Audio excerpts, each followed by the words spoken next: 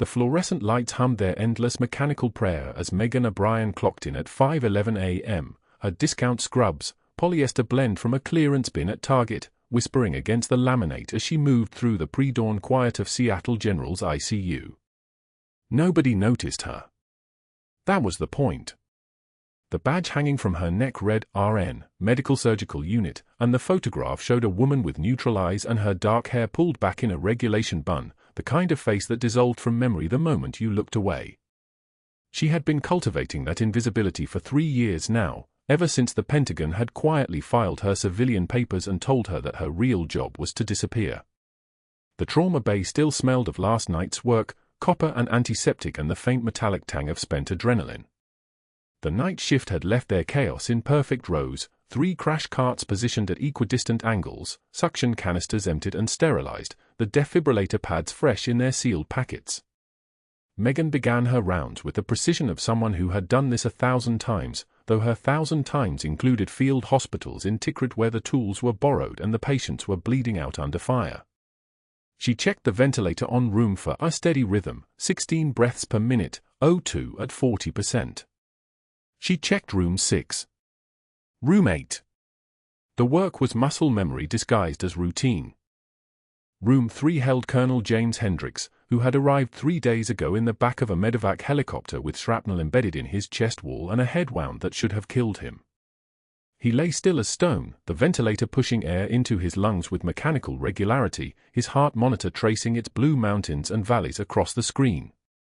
The chart said blast injury, improvised explosive device, left shoulder, and thoracic trauma.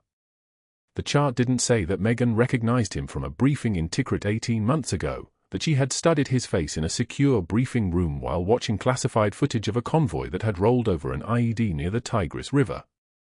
The chart didn't say that he was her son's commanding officer, the man who had written a letter to her ex-husband saying that Marcus had shown courage under fire. The chart said nothing true at all. Megan positioned herself at the foot of his bed and began her assessment. Pupils reactive. Breathing synchronized with the ventilator. Peripheral perfusion adequate, skin warm, capillary refill under 2 seconds. She reached for his wrist without thinking, her fingers finding the radial artery, counting the beats like a prayer she had learned long before she became a nurse. 82. Strong. Consistent. The kind of pulse you got from a man whose body had been forged in a place where weakness meant death. She had a pulse like that once.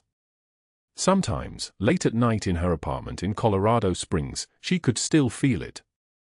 His stable. The night nurse, Rebecca, appeared in the doorway with 2 cups of coffee, steam rising like pale ghosts into the fluorescent light. Hasn't moved since they extubated his sedation yesterday. Neuro's concerned about the head wound, but the CT came back clear. No bleeding, no swelling. Megan nodded, her voice coming out soft, deferential, the voice of someone who asked permission before touching the supplies. Any family? Sister in Denver.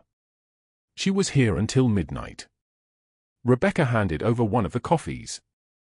You drink it black, right? Always. Megan took the cup and let it warm her hands.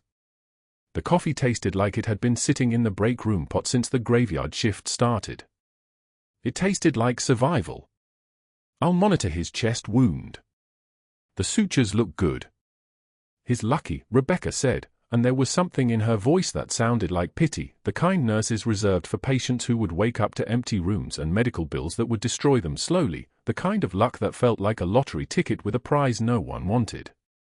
Nobody should have walked away from that blast. But he had walked away. That was the problem. That was the only problem, really. Colonel James Hendricks had walked away from an IED that killed 3 soldiers in his convoy, and he had walked away knowing things that certain people did not want him to remember, and somewhere in the Pentagon, in the windowless offices where decisions were made in whispers, someone had decided that what he knew was a liability that needed to be managed. Megan didn't know the details. She wasn't supposed to know anything. But she had been read into enough operations to recognize the architecture of a problem when she saw one. She finished her rounds by 6:15, her clipboard filled with the bloodless statistics of vital signs and intake volumes, and then she moved toward the supply room like a woman with a purpose that nobody would question. The supply room was the lungs of the ICU, oxygen, medications, equipment, the physical manifestation of the hospital's attempt to keep people alive.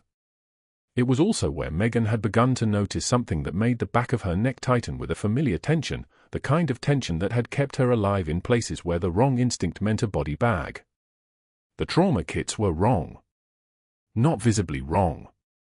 Not in a way that would trigger an alarm in a normal person's mind. But the inventory log showed 73 trauma packs ordered in the past 8 weeks, and the surgery log showed only 34 trauma packs used in the same period. Megan pulled the bound ledger from the shelf, paper still, not digitized, which meant whoever had set this system up had wanted it slow enough to miss, and began photographing pages with her phone. The camera click was barely audible, a soft mechanical whisper, but it sounded like thunder in the morning quiet. Surgical supplies were being logged as trauma inventory. Trauma packs were being logged as orthopedic supplies. The numbers didn't match the physical stock, and the physical stock didn't match the requisition forms, and underneath all of it was a pattern that made Megan's training screaming. Money. Someone was moving money through the supply chain, inflating orders, creating phantom inventory, and pocketing the difference. She had seen it before in military procurement, seen careers destroyed over it, seen soldiers die because they were equipped with substandard gear that was supposed to be premium. She had seen a lot of things that nobody should have to see. She was so focused on the discrepancy in the analgesic column, fentanyl orders running 40% higher than usage rates, that she almost didn't notice when Dr. Pierce appeared in the doorway like a man-shaped silhouette cut from expensive shadow. Working early, O'Brien? The words were mild. Conversational. The kind of thing a supervisor says when they're checking on the people below them. But his eyes were calculating, moving from her face to her phone to the ledger on the counter in front of her, and in those eyes was something that looked like a man who had just realized his problem had a name and a face and hands that were photographing his work. Megan's response was automatic, the voice she had perfected, deferential, soft, the cadence of someone asking forgiveness for existing. Just reviewing the stock counts. We're low on some trauma kits. We'll requisition more. Dr. Pierce smiled, and it was the kind of smile that didn't reach his eyes, the kind that showed teeth without showing warmth. He was tall, maybe 55, with the silver-haired authority of a man who had never been told no by anyone who mattered. His suit probably cost more than Megan made in a month. His watch probably cost more than her car. He moved through Seattle General like he owned it, and the truth was he almost did. His family had donated the new cardiac wing. His name was engraved on a plaque near the main entrance. His opinions carried weight in hospital administration like gravity carried objects toward the earth. Don't worry yourself about procurement. That's not your department. Of course, Doctor. Megan closed the ledger with practiced submissiveness. I was just making notes for the night shift. He watched her for another beat, something calculating moving behind his pupils, and then he stepped aside to let her pass. The hallway seemed narrower with him in it, the fluorescent light suddenly brighter, the antiseptic smell suddenly sharp enough to cut. Megan moved past him with her shoulders slightly hunched, her eyes downcast, her entire posture a message: I am nobody. I am invisible.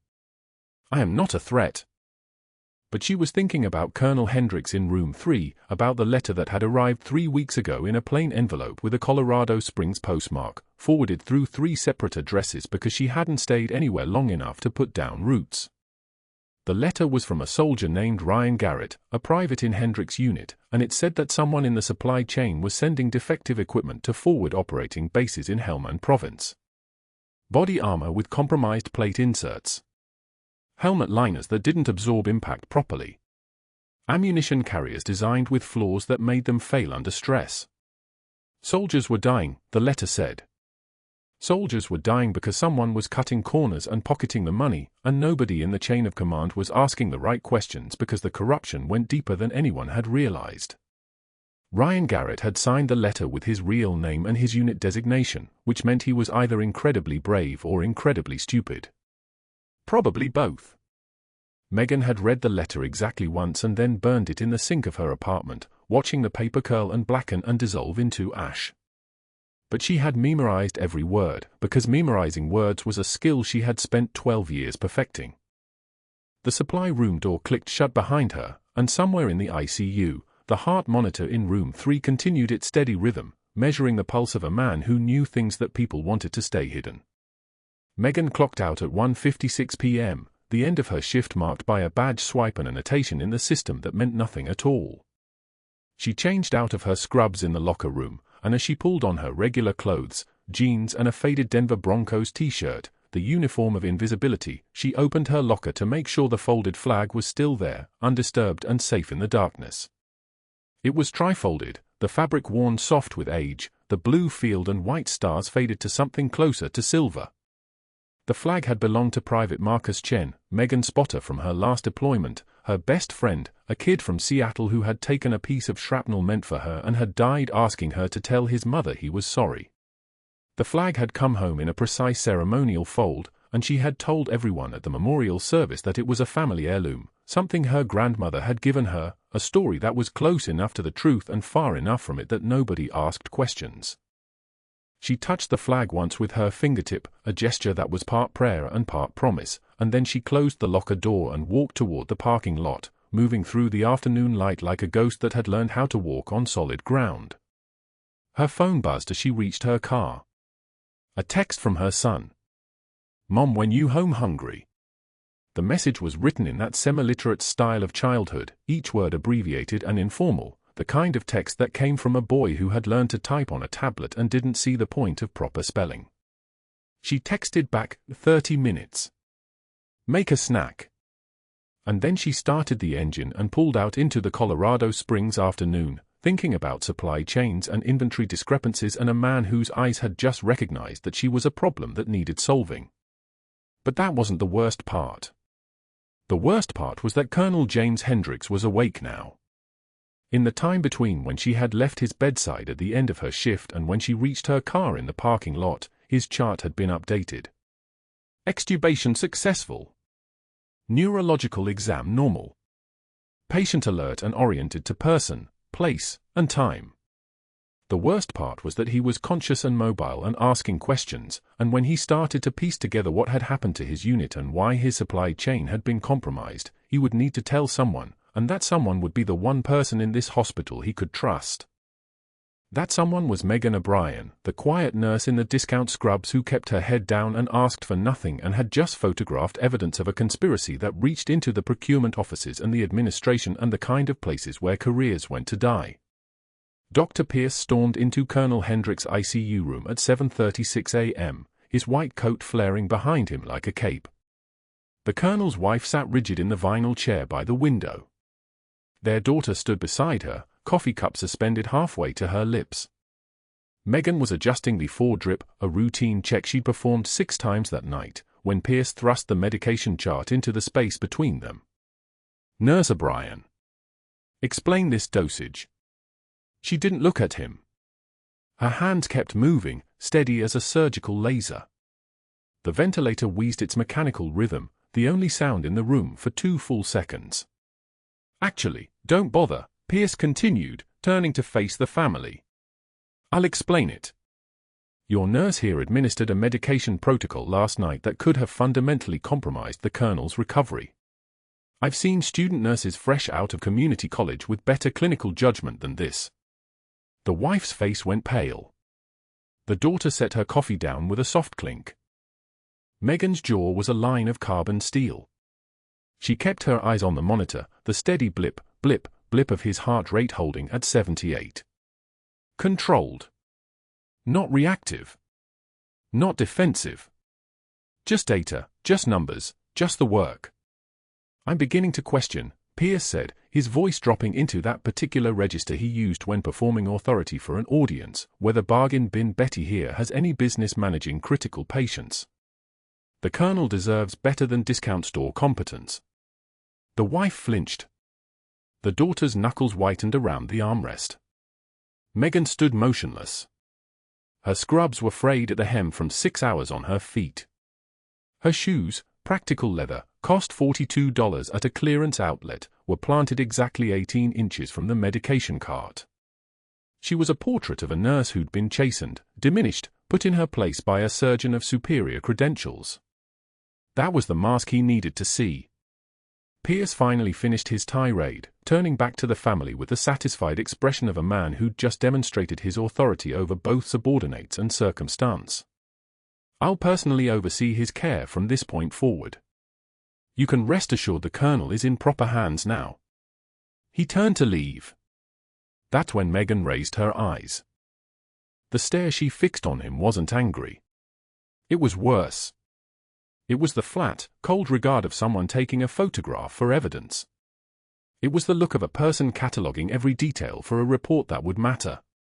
Interesting that you question my judgment, she said quietly, on the same day the surgery supply audit goes missing from your office. The room went so quiet you could hear the fluorescent lights hum. Pierce's face shifted. Not anger, something underneath anger. Fear, maybe. Or the specific panic of a man who'd just realized his threat assessment was incomplete. Megan turned on her heel and walked away, her shoes making soft contact with the tile floor. 1, 2, 3, 4 steps to the door. She didn't hurry. She didn't rush. She simply left him standing there, his mouth slightly open, the color draining from his face like someone had pulled a plug. The Colonel's wife was the first to speak. Did she just? It's fine, Pierce said too quickly. Just a personnel matter. Routine. But his hands were shaking when he left. By 11 a.m., the break room erupted into the kind of silence that only happens when someone who's been deemed radioactive walks through the door. Megan set her lunch bag on the counter, turkey sandwich, apple, water bottle she'd refilled from the tap, and turned to the center table where 3 nurses sat clustered like birds on a wire. The moment her foot crossed the threshold, they stood in unison. One of them, Janet, who'd borrowed a stethoscope from Megan just 3 weeks ago, whispered loudly enough to be heard, Pierce sent an email about her. Says there's concerns about her care patterns. They gathered their things. Phones, napkins, half-eaten salads. The movement was coordinated, practiced, as though they'd rehearsed it. Within 40 seconds, the break room belonged to Megan alone. She sat at the table they'd abandoned, unwrapped her sandwich, and ate with mechanical precision. Chew. Swallow. Reach for water. Repeat. Her eyes didn't drift to the empty chairs. Her shoulders didn't tense. Her breathing stayed level. The sandwich tasted like cardboard and institutional failure, which meant she was doing this right. A younger nurse, one of the per diems, someone Megan didn't recognize, hesitated at the doorway. For a moment it looked like she might sit down. But then her phone buzzed. She glanced at it, and Megan saw the moment the decision calculated across her face. She left too. Megan finished the sandwich. Ate the apple. Drank the water. The folded flag tucked inside her locker, the one from her unit in Tikrit, the one that had traveled home in a cardboard box marked with a name that wasn't hers, seemed to press against the metal wall like a small, accusing presence. By noon, Pierce had posted the formal write-up on the unit bulletin board. It was laminated. It was immaculate. It was a weapon disguised as administrative procedure. Megan read it during shift change when the unit was crowded enough that her standing there seemed routine. The document was dated that morning at 6:14 a.m., before the patient room incident, before the audit comment, before anything concrete that could be proven. It was perfectly crafted. Notice of formal disciplinary documentation, the header read. Employee, Megan O'Brien. Position, RN, ICU. Infraction, substandard care, insubordination, failure to follow established medication protocols, questioning physician directives. The timestamps were meticulous. Each supposed violation cross-referenced to a date, a time, a regulatory code. July 12, 2:44 p.m., delayed medication delivery. July 14, 1:15 p.m., questioned physician order regarding patient sedation. July 16, 3:56 a.m., failed to notify supervisor of non-standard intervention. It was a masterpiece. None of it was true. All of it was documented. Pierce stood nearby, watching her read it.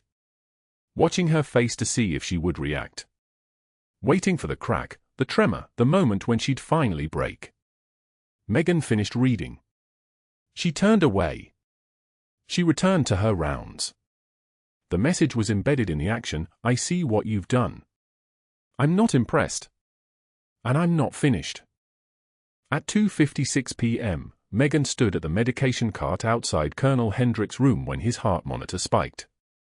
Not the normal arrhythmia that happens when someone's been recovering from trauma. Something worse. The alarm was sharp and insistent, the sound of danger encoded in beeps. She moved before consciously deciding to move. The cart wheels rolled smoothly under her hands. Into the room. To the bedside. The colonel's eyes were open, tracking something behind his forehead that wasn't visible on the monitors. "Get me the crash cart," she said to the closest nurse. It wasn't a request. It was a command. The attending on call was 20 minutes out. The surgical team was in OR. The resident was somewhere in the hospital making rounds. Megan had maybe 4 minutes to determine if this was post-operative swelling or catastrophic failure. She pulled his dressing back. The surgical site was weeping. Not the normal seepage from healing, the thick, dark kind that meant bleeding was happening somewhere the monitors couldn't see. Combat medicine called it the quiet bleed. It happened when shrapnel created a wound cavity that took hours to destabilize. She'd treated 6 of these in Tikrit. 3 had survived. "Call Dr. Pierce," she said. "Tell him the colonel is crashing." Chest wound reopened. Probable internal hemorrhage. The monitor showed what she already knew, his blood pressure dropping like a stone into a well. 90/60. 85/55. The numbers falling in real time. The resident arrived first, pale and moving too fast. "What do we have?" "Combat penetrating trauma.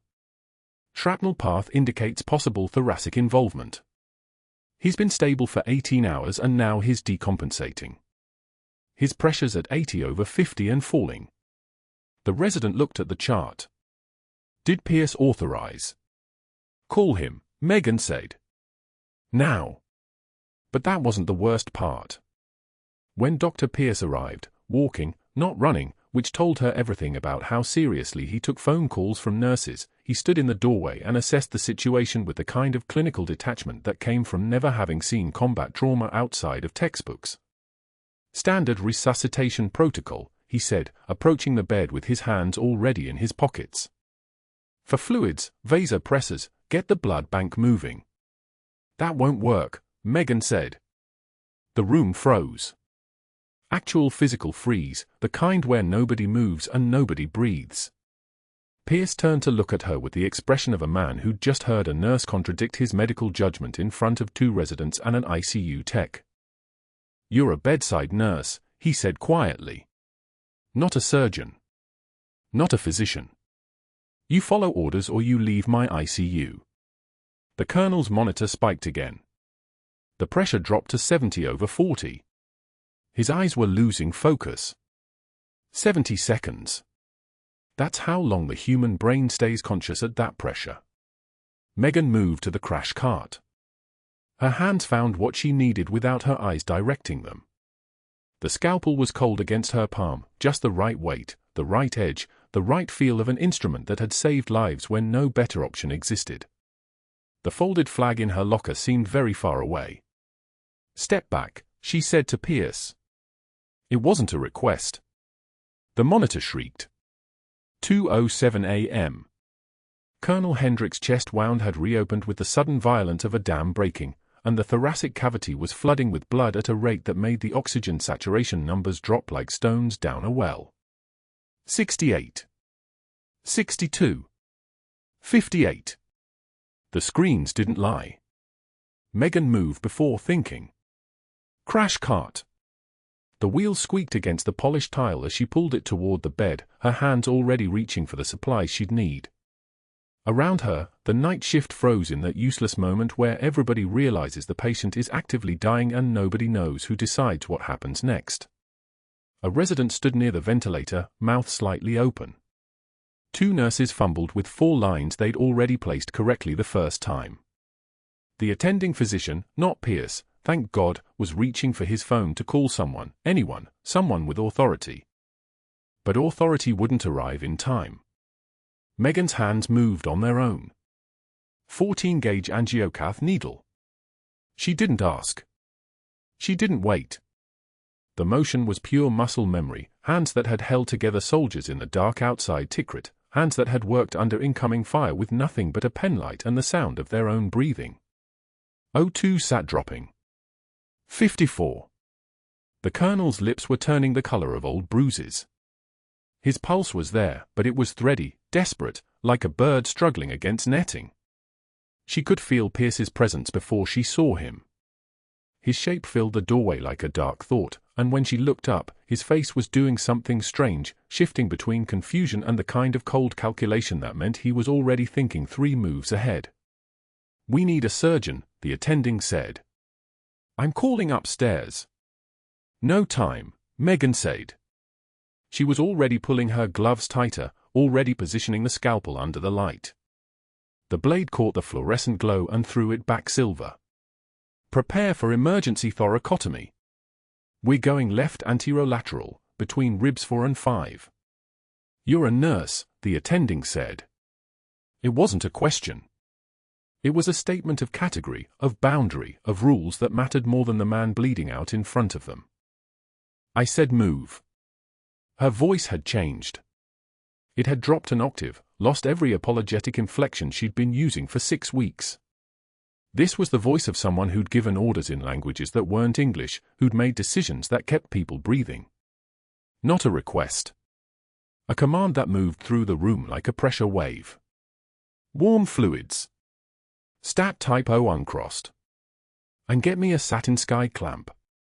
The resident snapped to it. Actually moved. The senior nurse, her name was Janet, she had a daughter in medical school, didn't hesitate either. They'd both heard something in that single sentence that overrode the org chart. They'd heard competence. They'd heard certainty. Pierce hadn't moved. Megan's blade went between the ribs without ceremony. There was a moment of resistance. Tissue has weight, has texture, has a give to it that's different from anything you encounter in the sterile world of standard nursing, and then it released. The rib spread. The thoracic cavity opened like a book. Blood spilled in a dark ribbon across the surgical field, and underneath it, she could see what she was looking for, the torn edge of the thoracic aorta, the source of the hemorrhage that was killing the colonel from the inside. Hand steady as a surgical laser. That's what the citation would say later, though nobody in this room was thinking about citations.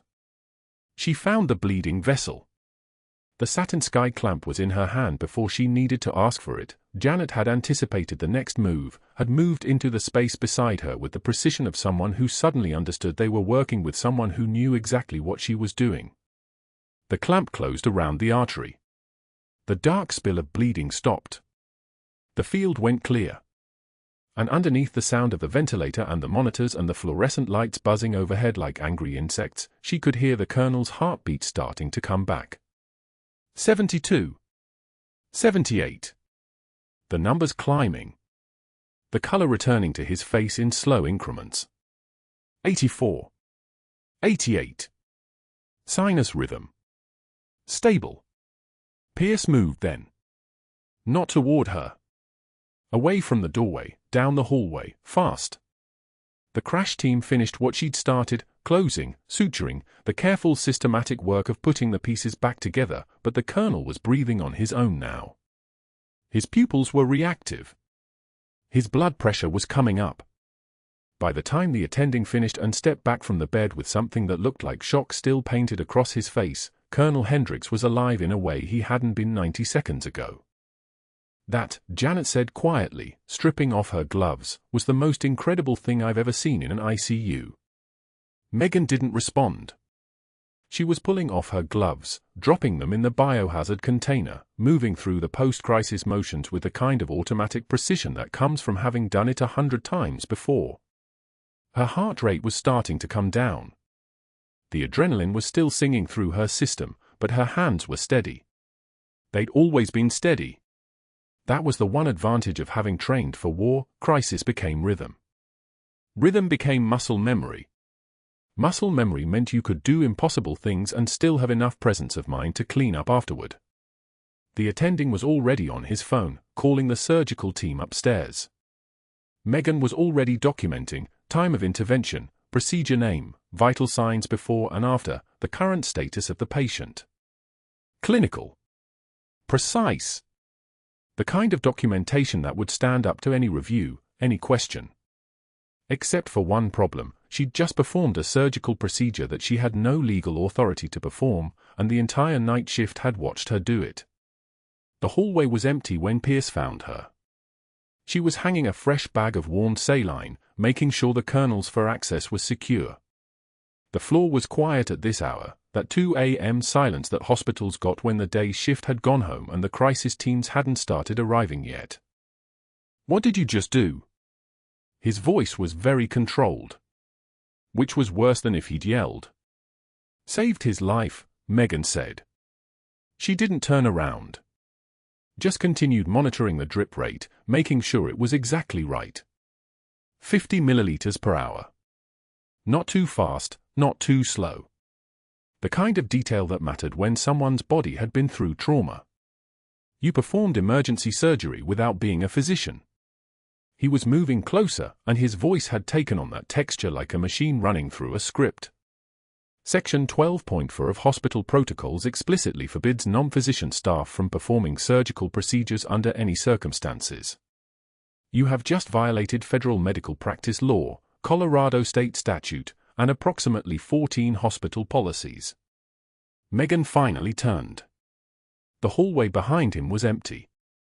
The floor was quiet.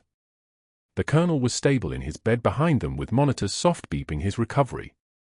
She met Pierce's eyes with the kind of calm that comes from having nothing left to lose, and that was the thing that seemed to rattle him most. Not anger. Not fear. Just a simple, flat acknowledgement of reality. He would have died, she said. In the time it took you to make a decision, his aorta would have ruptured completely. He'd have been dead. I had 90 seconds. I took 90 seconds. You don't have that authority. His face was doing something strange now. A muscle was twitching at the corner of his jaw. His hands were clenched at his sides. But what was really interesting was the fear underneath the anger, the sudden understanding that something had shifted, that whatever control he'd been building had just cracked right down the middle. I saved a patient who was actively dying. Her voice was steady.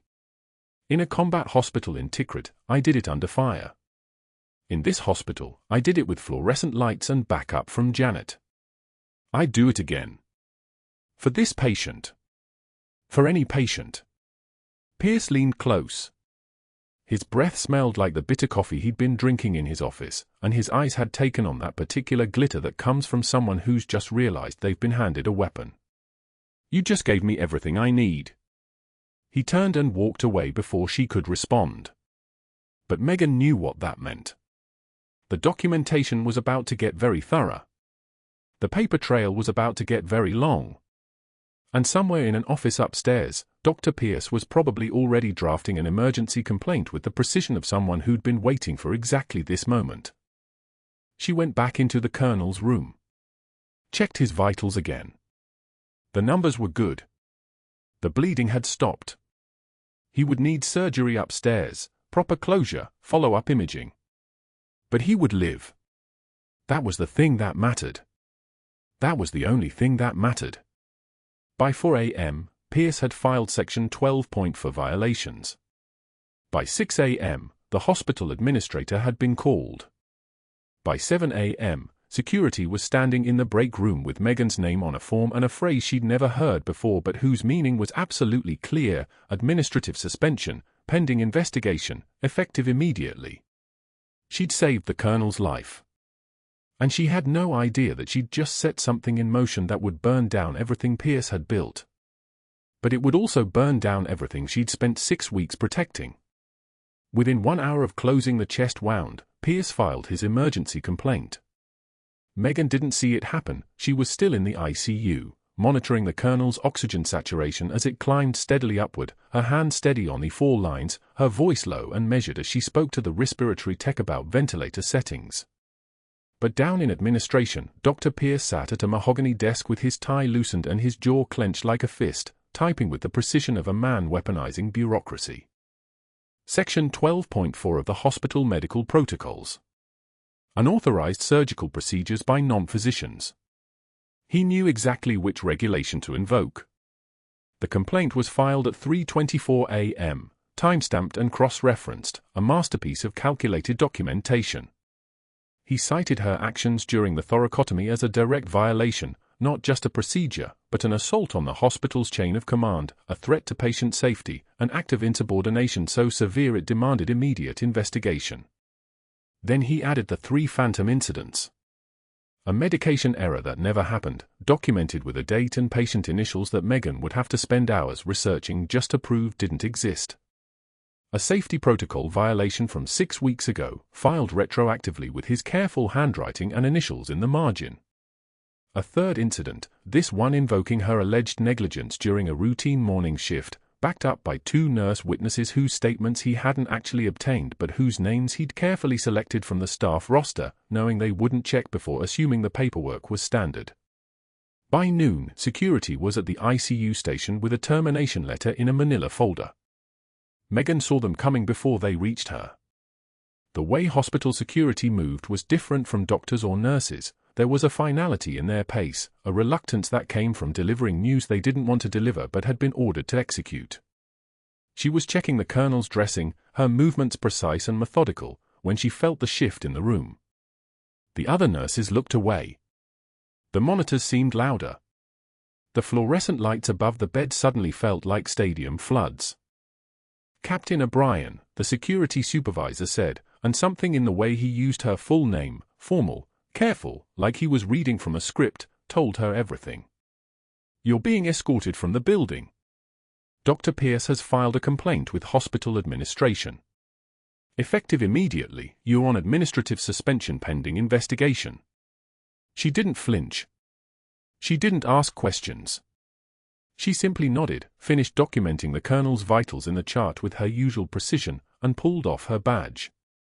The laminated photo on the front showed her in scrubs, her expression neutral, her eyes the color of deep water, the face of someone whose job was to blend in, to become invisible, to notice everything while drawing no attention. The escort to the locker room was silent. Other staff members pretended not to notice, their eyes suddenly very interested in their phones, in their charts, in anything except the moment when a decorated military officer in borrowed scrubs was being walked out of the hospital by security. The locker room smelled like stale coffee and antiseptic, that particular combination of industrial cleaning solution and human exhaustion that lived in every hospital break room in America. Megan opened her locker. Her personal items fit in a grocery bag. A phone charger. A book she'd never gotten around to reading. 3 granola bars she'd planned to eat on breaks that would never come. And the folded flag, the red and white stripes precise as origami, the blue corner tucked just so, the fabric worn soft from 6 weeks of her hands finding it during the night shifts when the silence got too heavy. She tucked it under her arm like a weapon. Like a secret. Like the last piece of evidence that she had been something other than just a nurse. The walk through the hospital felt like moving through water. Every corridor seemed to stretch longer than it should. The automatic doors didn't seem to open fast enough. When she finally reached the parking lot, the Colorado sun hit her face like an interrogation lamp, and for the first time that day, she stopped moving. Her car was a 5-year-old Honda Civic, the kind of vehicle that didn't draw attention, the kind of car that belonged to a nurse making decent wages but not exceptional ones. She sat in the driver's seat with the door open and the folded flag on her lap, staring at the windshield without seeing anything. Her phone buzzed once. A text from a number she'd memorized but never called, *mission compromised. Recommend extraction. *. She deleted the message. Then she deleted the thread. Then she turned the key and drove home in absolute silence, the radio off, the air conditioning off, just the sound of tires on asphalt and the weight of everything she couldn't say. Her apartment was on the 3rd floor of a converted Victorian house in a neighborhood where nobody asked questions. She'd chosen it specifically for that reason, quiet, forgettable, the kind of place where a single woman with a child and a demanding job could exist without raising eyebrows. She unlocked the door at 3:15 p.m., still in her scrubs, the flag still under her arm, and found her 8-year-old son already home from school. Marcus was sitting at the kitchen table with his backpack unzipped, coloring a worksheet about multiplication while Mrs. Chen from downstairs listened to him chatter about his day from the living room. Megan had arranged the childcare 6 weeks ago, a neighbor who didn't ask questions, who simply agreed to pick Marcus up at 2:45 p.m. on days when Megan's shift ran late. The Colonel's admission had meant the first time she'd actually needed that arrangement. Mrs. Chen saw her face and made an excuse about needing to get back downstairs. Smart woman. Perceptive. The kind of person who understood that some moments required privacy. Marcus didn't notice anything at first. He was too focused on his coloring, his tongue poking out slightly in concentration, his small hands gripping the yellow marker with the intensity of a surgeon. But then he looked up and saw his mother still in her hospital clothes, and something shifted in his expression, a calculation that 8-year-olds shouldn't have to make, the sudden awareness that the world's rules had changed without warning. Mommy? Why are you home early? She sat down at the table across from him, the folded flag still in her hands. She'd been trained to compartmentalize. She'd been taught to separate the mission from the personal, to keep her cover intact even under interrogation. But Marcus was looking at her with eyes that were too old for his face, eyes that had learned too early how quickly things could disappear. I'm okay, baby, she said, which wasn't an answer. I'm okay. Did you get fired? Like Tommy's dad. His voice was smaller now, younger, the voice of a child who'd already learned that jobs could vanish, that stability was conditional, that the adults in his life couldn't always guarantee tomorrow. Does that mean we have to move again?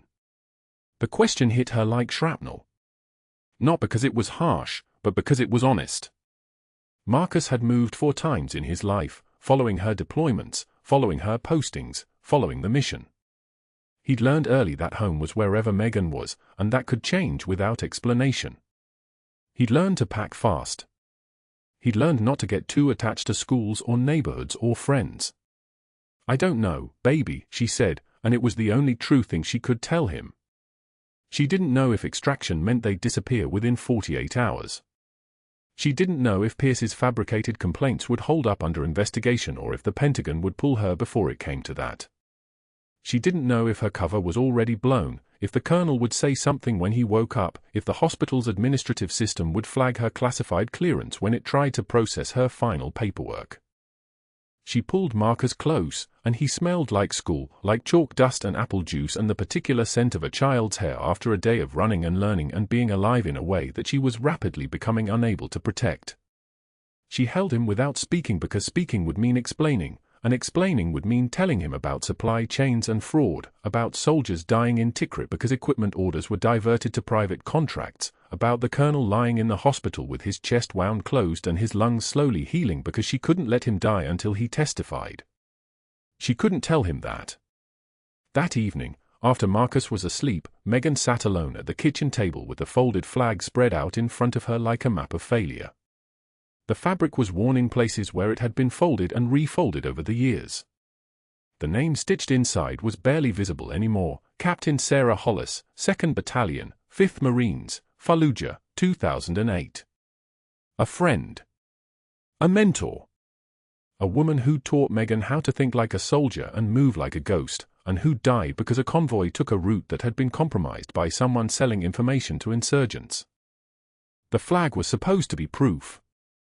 Proof that Megan had been something before she was just a nurse.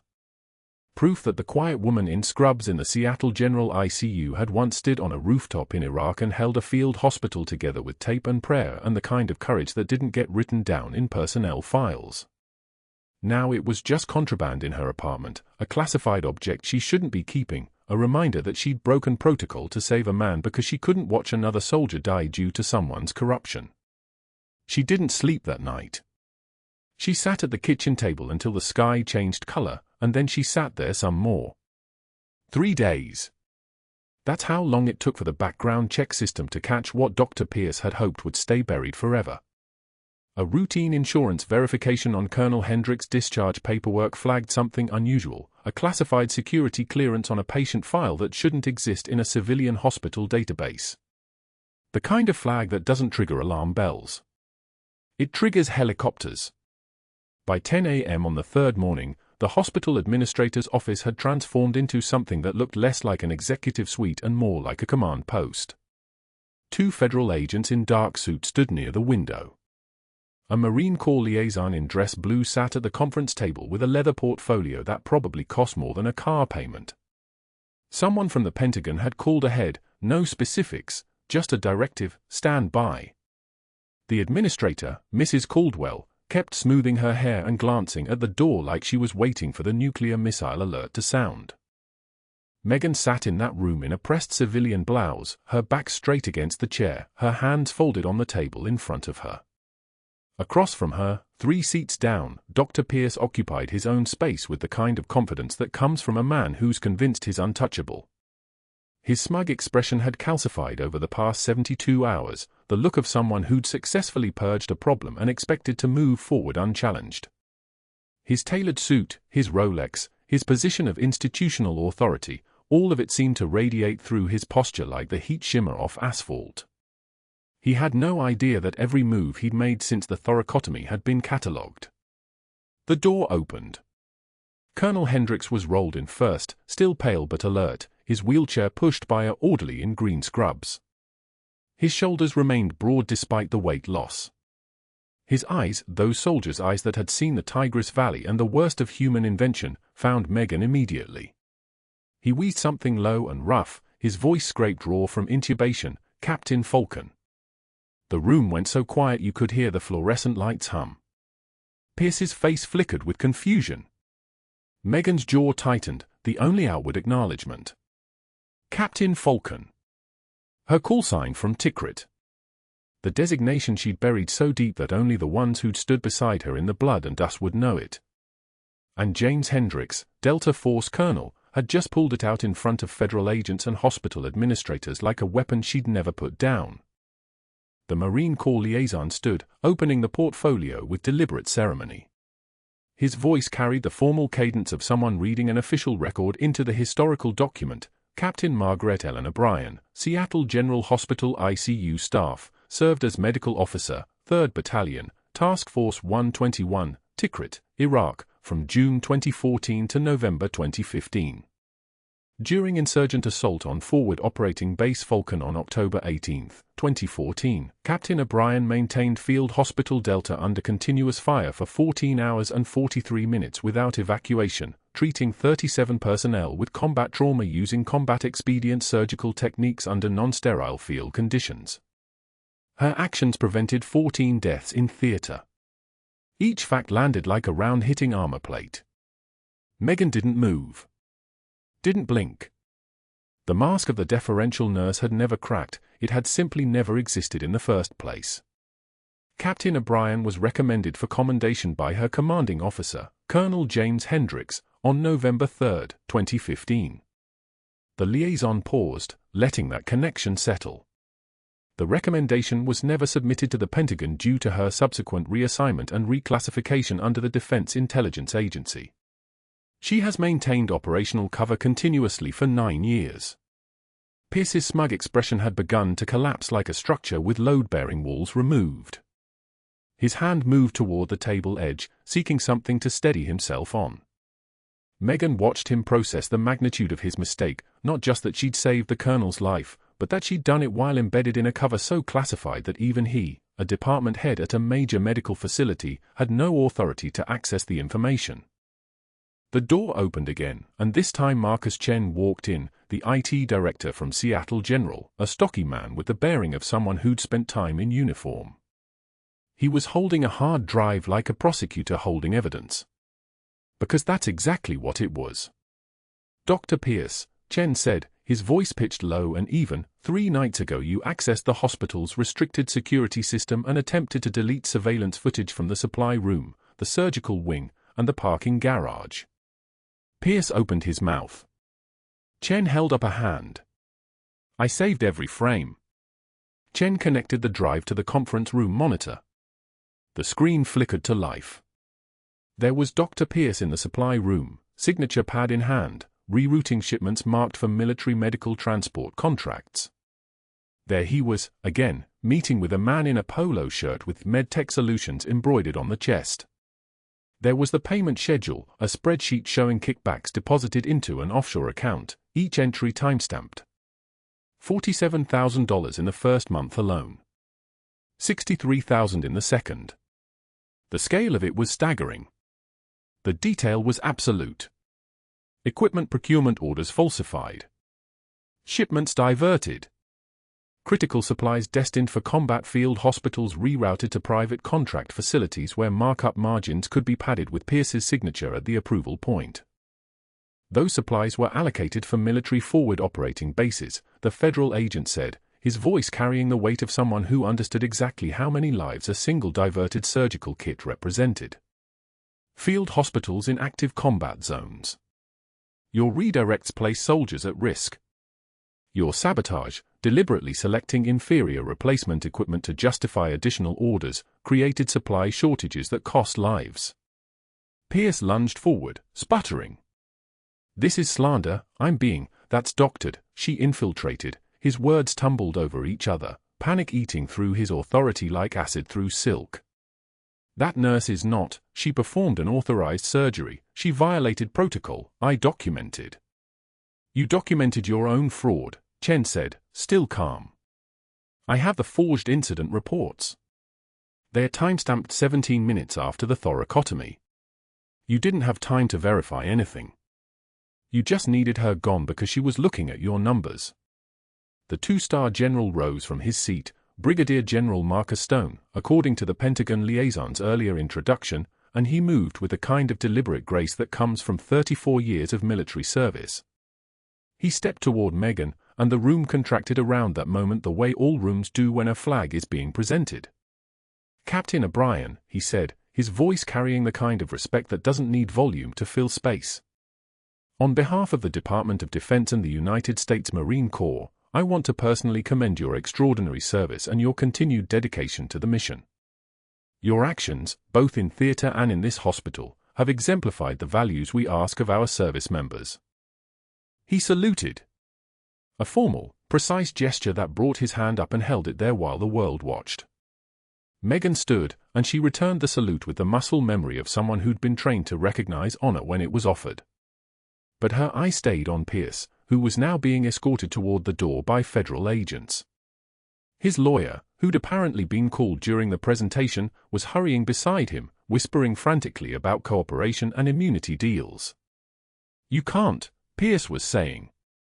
I have rights, I have. But no one was listening anymore. The colonel wheeled himself closer to Megan and extended his hand. His grip was still strong, still the clasp of a warrior. You saved my life twice, Captain, he said quietly. Once in Tikrit. Once here. Thank you. Megan nodded. Once. That's all. Military courtesy. No elaboration. No emotion. Just the recognition passing between two people who understood exactly what had been at stake and why. The next 6 months moved with the momentum of institutional machinery once it's been set in motion. Dr. Pierce's trial would eventually span through the summer. Charges stacked, wire fraud, falsifying federal medical procurement documents, conspiracy to defraud the United States, obstruction of justice, and, once the FBI's investigation deepened, 17 counts of conduct that endangered military personnel. The medical board stripped his license before the trial even began. His expensive lawyer negotiated a plea arrangement that probably felt like losing everything while somehow not losing quite everything.